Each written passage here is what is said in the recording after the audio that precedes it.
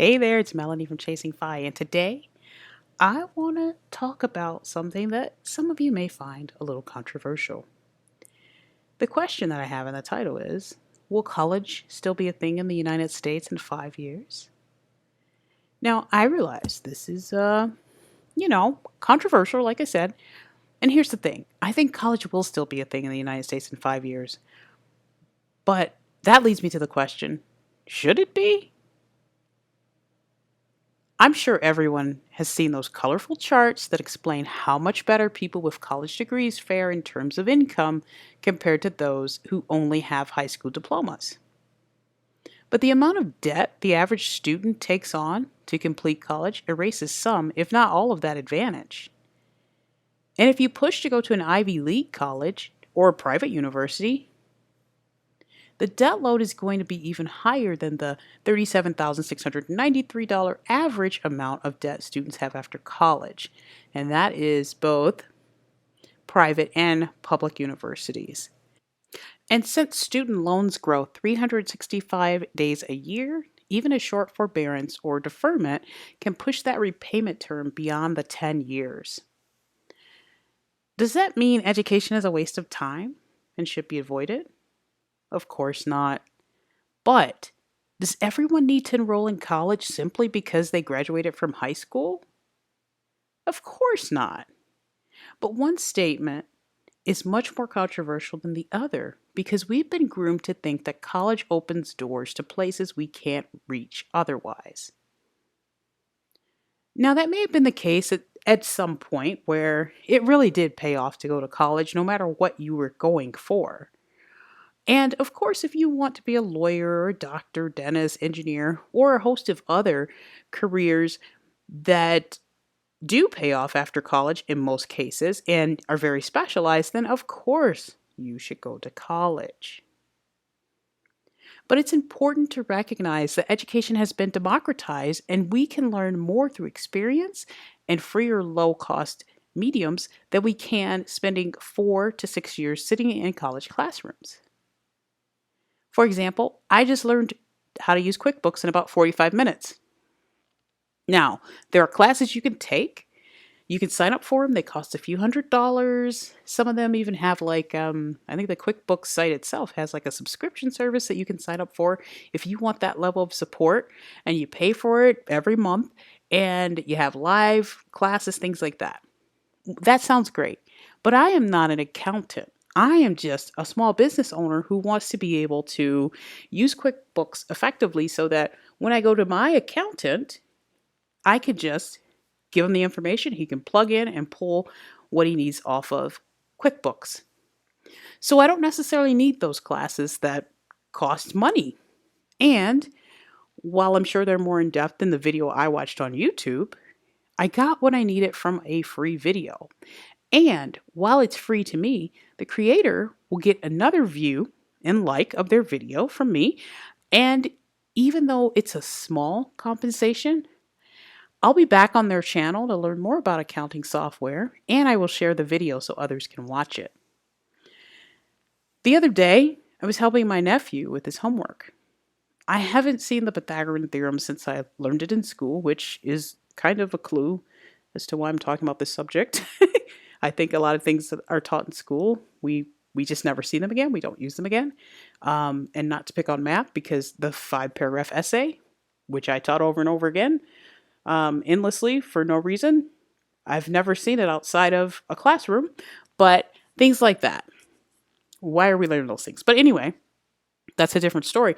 But I watched a quick YouTube video, and after 5 minutes, I was able to do the Pythagorean theorem. I was able to help my nephew with his homework, and that was that. This is amazing. YouTube is full of valuable information. Yes, you have to discern which sources are good, and doing your own research is important, but you can learn so much for free or a low fee from the comfort of your couch. The perfect example in my life is the fact that over the past year, I've learned more useful knowledge than I did in 6 years of college. While I enjoyed my undergraduate studies, I wish I'd skipped the education courses I took. I ultimately couldn't stomach the classes that were designed to teach me how to be a teacher, and I ended up getting a bachelor's in English. Now, you probably are saying, well, you wouldn't have learned any financial things with that. Why did you major in that? Well, one of the reasons that I majored in English is because I enjoyed it. And while I do enjoy the financial information I'm learning now, I had no clue that this was out there.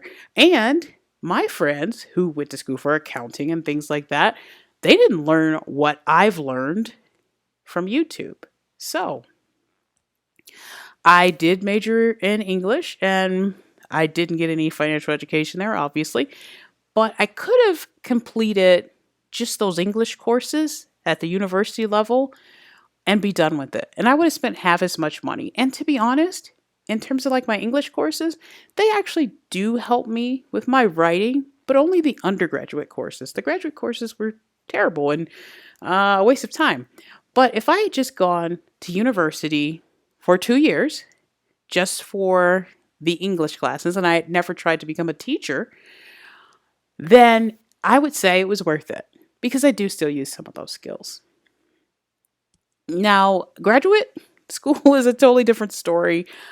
I can honestly say that I 100% regret my graduate school experience. The degree has not been useful at all. And by the end of my course of study, I was frustrated with the peer pressure I was feeling for me to adopt certain political views and ideology.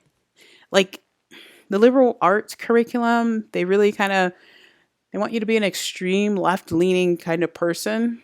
And I am more like somebody who just likes to come down on issues one at a time, you know?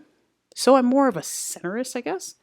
But there was a lot of pressure for all the students to be on one side of issues and to think a certain way and it almost cost me my degree because I absolutely refused to go along with this idea that um that there wasn't something inherent about the human experience.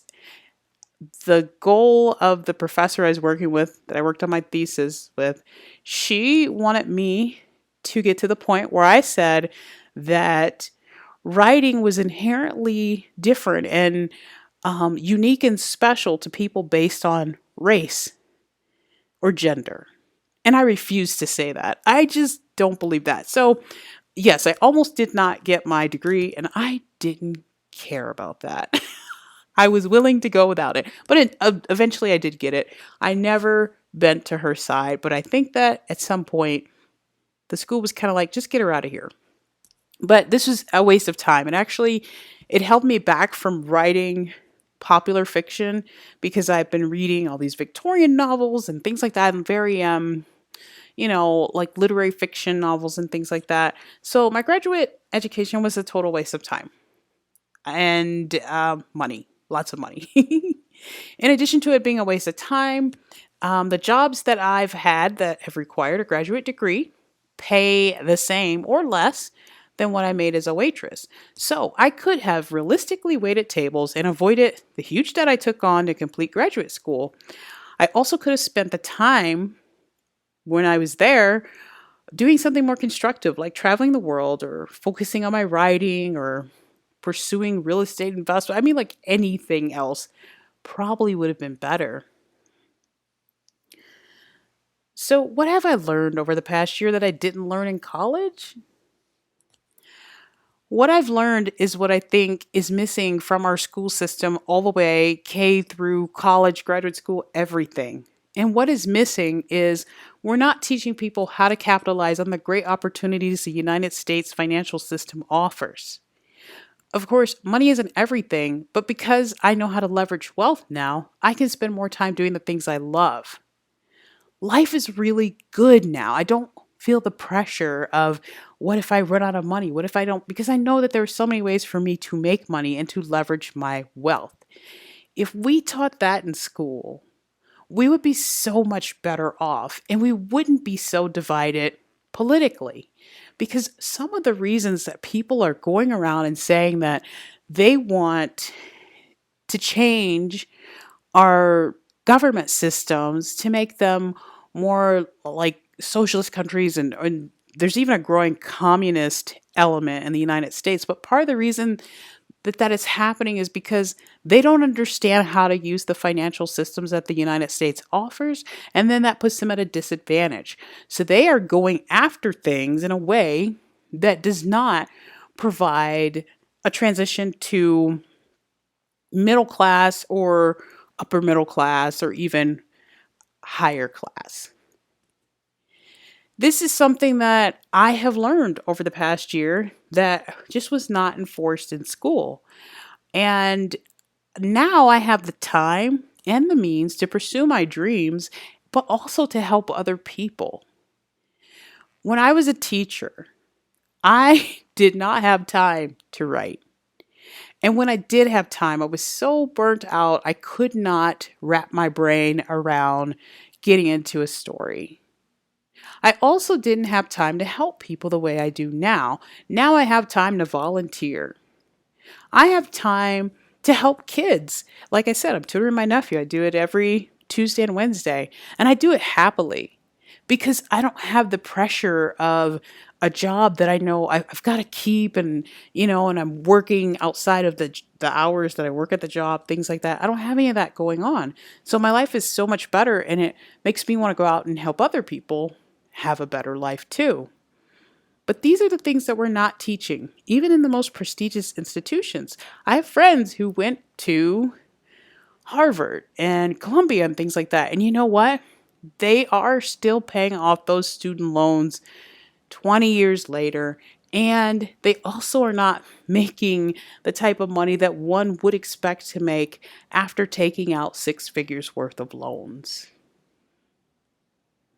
So, this is something that I think will change eventually. But in the next 5 years, I know there will still be people who think that they have to go to college because they've been taught that college is going to provide some economic freedom that they won't get if they don't go. There also will be some people who they just want that prestigious university behind their name. Others will obsess over a college football team and have this big dream of living on campus and being in the stands at the football game on Saturday. And others will truly believe that the only thing standing between them and a bright future is a college degree.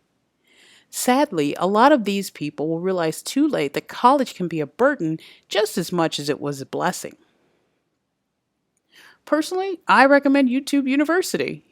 Learn what you need to know, use it, and avoid the debt. Spend those college years exploring the world and finding out who you want to be. Instead of sitting in classrooms in this protracted adolescence where you're not quite an adult, but you're not quite a kid because you're still in school all day.